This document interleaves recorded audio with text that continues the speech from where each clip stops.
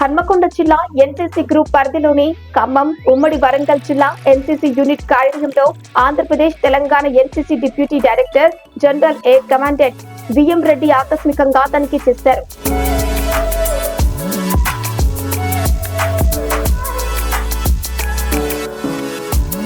అనంతరం ఏర్పాటు చేసిన మీడియా సమావేశంలో విఎం రెడ్డి మాట్లాడారు. జాతీయ స్థాయిలో మెరుగైన ఫలితాలు రాబట్టడానికి ప్రయత్నం చేస్తున్నామని పేర్కొన్నారు. ఎన్సీసీని విస్తరించడానికి అవగాహన కార్యక్రమాలు ఏర్పాటు చేస్తామని తెలిపారు. ప్రభుత్వం భూములు ఇస్తే అకాడమీ ఏర్పాటు చేస్తామని చెప్పారు.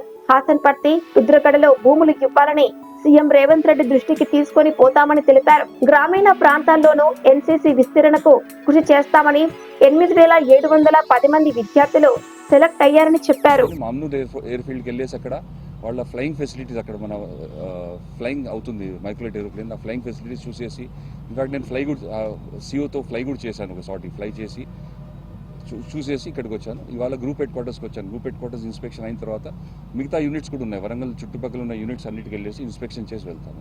ఇన్స్పెక్షన్ ముఖ్య ఉద్దేశం ఏంటంటే ఎలా నడుస్తుంది ఎన్సీసీ, మనం అనుకున్న ఎయిమ్స్ అన్ని అచీవ్ చేస్తున్నామా లేదా, మనం ఎలా అయితే ఎన్సీసీ స్ప్రెడ్ చేద్దాం అనుకున్నాము ఈ వరంగల్ చుట్టుపక్కల మనకున్న ఇన్స్టిట్యూషన్స్లో సరిగ్గా నడుస్తుందా లేదా, ట్రైనింగ్ ప్యాటర్న్ ఎలా ఉంది, వాళ్ళ పర్ఫార్మెన్స్ ఎలా ఉంది, ఇవన్నీ చూడడానికి వచ్చాను. ఐఎమ్ వెరీ హ్యాపీ, ఎందుకంటే ఈ Warangal group the performance is very good. Cadets చాలా మోటివేటెడ్ క్యాడెట్స్ ఉన్నారు. వాళ్ళ పర్ఫార్మెన్స్ కూడా చాలా బాగుంది. వీళ్ళందరినీ ఇంకో లెవెల్ తీసుకెళ్ళాలి. ఇంకో లెవెల్ అంటే ఇప్పుడు నుంచే వీఆర్ స్టార్టింగ్. ఇప్పుడు దీని తర్వాత మనకు ఆల్ ఇండియా తల్సని క్యాంప్ ఉంటుంది. It's national level camp. 17 directors participate చేస్తాయి. ఆ తర్వాత all India Vayu Sainik camp ఉంటుంది, all India Nau Sainik camp, and finally Republic Day camp కూడా ఉంటుంది. ఇక్కడికి వచ్చే ముందు కాకినాడ వెళ్ళాను. మన టీం ఆల్రెడీ మనది ఇంటర్ డైరెక్టరేట్ స్పోర్ట్స్ షూటింగ్ ఛాంపియన్షిప్కి వెళ్తున్నారు. 2 నుంచి స్టార్ట్ అవుతుంది. అది తిరునెల్వేలి, తమిళనాడులో. ఆ టీం సెలెక్ట్ చేసాం. ఆ టీం ఫైనలైజ్ చేసి వచ్చాను నేను. అలాగే ఇక్కడికి వచ్చిన తర్వాత ఈ జరిగే క్యాంప్స్లోంచి మన క్యాడెట్స్ ఐడెంటిఫై చేసి ఆ పర్టికులర్ క్యాంప్స్కి వాళ్ళని పంపడం మీద ముఖ్య ఉద్దేశం.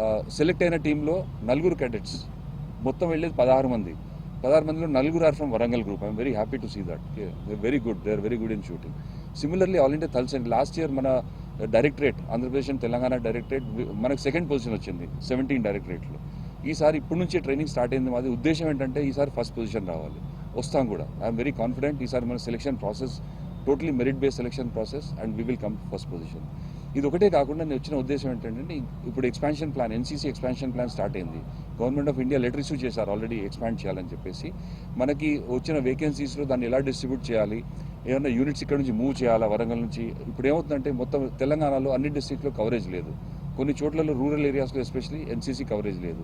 దాన్ని ఎలా స్ప్రెడ్ చేయాలి, ఇప్పుడు గ్రూప్ కమాండర్తో కూర్చొని అదే డిస్కస్ చేసాము. బ్రీఫింగ్ అదే జరిగింది.